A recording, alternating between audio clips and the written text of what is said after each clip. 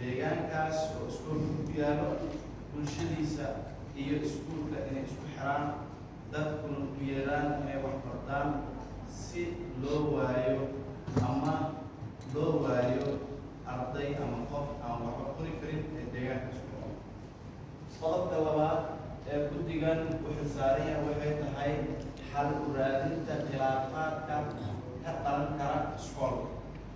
meel haddii la joogo waxaa dabiici ah ama suno ah inuu khilaaf iska yimaado. haddii khilaaf ku yimaado guddigan ayaa waxaa laga rabaa inay xal ka gaaraan. khilaafaadka iman kara waxaa ka mid ah khilaaf ku yimaada maamulka iyo macallimiinta. haddii khilaaf ku yimaado maamulka iyo macallimiinta waa in sida ugu nasiixa badan guddigu waxa uu ku raadiyo uu dhexdhexaadiyo. qodobka b isku dhac ku iman kara ardayda iyo macallimiinta.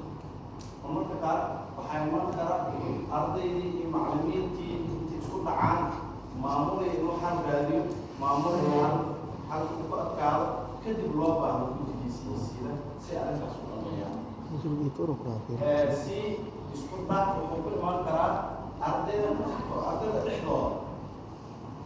dhexdooda ayaa iman kara isku dhuufi karaan degaani karaan daqaraa iman kara balaaya iman kara intaysan meel kala gaarin guddigii inay meeshii xafiiska ama iskuulka dhexdiisa ku xaliyaan. qodobka saddexaad guddigu waxa uu ku taagan yahay ogaanshaha horumarinta dhismaha iyo qalabeynta iskuulka. iskuulkan wuxuu u baahnaan karaa dayactir, wuxuu u baahnaan karaa in waxyaabo loo ogaaliyo oo kuraasman ah miisas ah iyo wixii la halmaa guddiga looga maarmo arrimaha caynkaas oo kale ah hirgelinteeda. qodobka afaraad horumarinta tayeenta waxbarashada sida inay guddiga ku fikiraan ama ay qorsheeyaan tababar macallimiinta u raadiyaan. macallimiintii in la tababar loo raadiyo.